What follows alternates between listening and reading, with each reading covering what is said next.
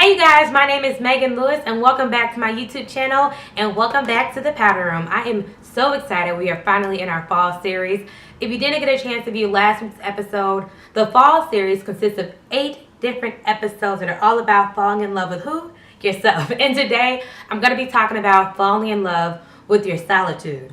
And more than anything, I really want to emphasize the significance of embracing your solitude and understanding why it's such a valuable practice that everyone, you and I, should be taking full advantage of. So you know the drill. Get excited and stay tuned for the Powder Room. Before we get started, I want to talk about what solitude actually means.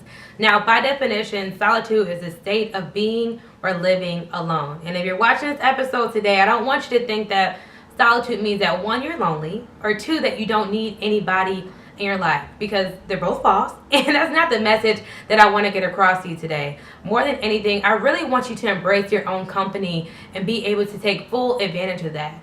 And thanks to technology, it's very seldom that we're really able to have moments to ourselves. I'm going to tell you why. Now, ladies, we are in a safe place. I mean, we are in the Powder Room now, so I'm going to be completely honest with you.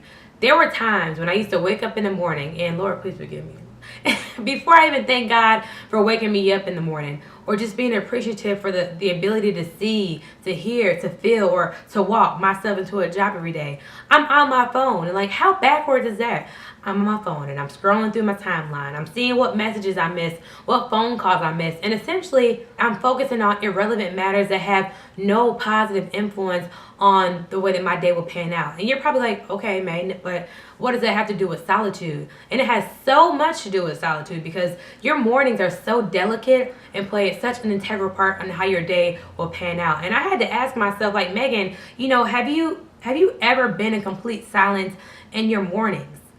So yeah, I had to ask myself, like, Megan, have you ever been in complete silence in your mornings? And like, you can ask yourself that too. Like, have you ever been in complete silence in your mornings without any outside influencers just like prancing their way in your life and potentially screwing it up? I know you've seen people early in the morning at work or wherever, and they're already pissed off, and I'm like, sweetheart, it's only 8 o'clock. Why are you that mad? And let's be real about it.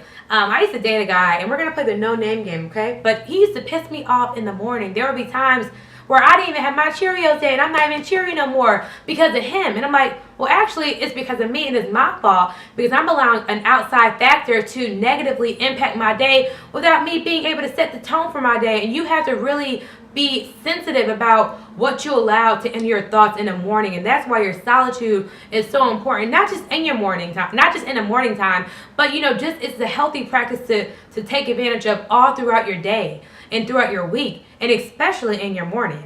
There is so much value in being able to embrace your solitude, and it's so important when you think about your personal growth. And I jotted down a few notes so I don't forget anything, but it's important because, 1, it allows you to communicate with yourself with no outside noise and just really be at one with your thoughts, develop your own sense of creativity, be able to reevaluate your life and discover what your true purpose is. And more than anything, it helps you essentially appreciate your own existence. And I don't know if you guys ever heard this saying before, but I forget who I've heard say this, but it was pretty much like, until I choose me, no one else can. And that helps me segue into my last part of the episode as far as how solitude helps you develop genuine relationships. Okay, like I said before, we are in the Powder Room and we are in a safe place. And more than anything, I'm here to make sure that I inspire women through healthy conversations. And this is a healthy little topic to end off everything.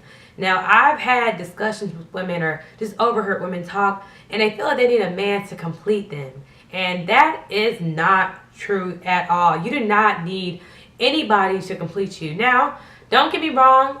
Who doesn't want to be married? Who doesn't want love? Who doesn't want to have someone that they call their own? But you don't want to feel like you are dependent on their existence. Yes, they can compliment you, they can help you, they can inspire you, but at the end of the day, you have to be solid by yourself. And that's why it's so important to embrace your solitude and be able to really just appreciate your own existence without anyone else.